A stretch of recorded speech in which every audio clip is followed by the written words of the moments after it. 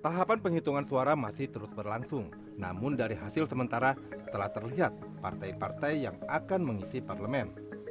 Dari hasil hitung cepat, PDI Perjuangan tetap merajai perolehan suara di parlemen, diikuti Partai Golkar dan Gerindra. Suara Partai Golkar boleh dibilang menanjak dibanding pemilu sebelumnya. Di pemilu 2019, Golkar berhasil mendapat 12,3% suara dan menempatkan 85 anggotanya di parlemen. Sementara di tahun 2024, suara Golkar diperkirakan mencapai lebih dari 14% dan kemungkinan meraih lebih dari 100 kursi parlemen. Nah, potensi tertinggi kita kemungkinan kita bisa di angka kurang lebih sekitar 115 kursi. Potensi tertinggi di 115 kursi, potensi terendah itu di kurang lebih 98 kursi. Jadi itu aja tuh.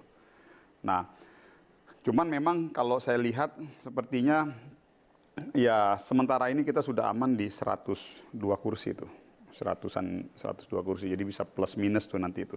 Ya kita lihat aja nanti proses perhitungan lebih lanjut.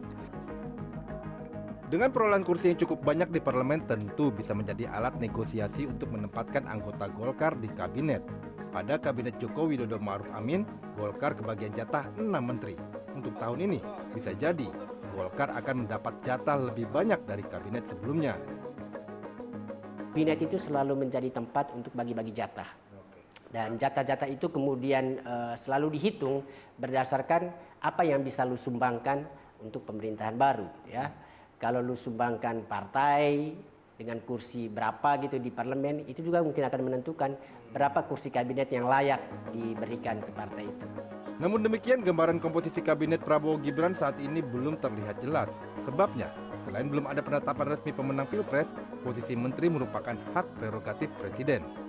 Prabowo dan Mas Gibran masih menunggu keputusan real count dari Komisi Pemilihan Umum yang merupakan lembaga yang memiliki kewenangan untuk menetapkan calon presiden dan wakil presiden untuk menjadi pemenang pemilu.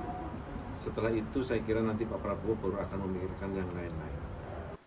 Saya kalau terkait porsi kabinet, Mas, saya pikir saya serahkan kepada Ketua Umum dan Pak Prabowo dan Mas Gibran selaku presiden, wakil presiden terpilih ya. Itu bukan domain saya lah.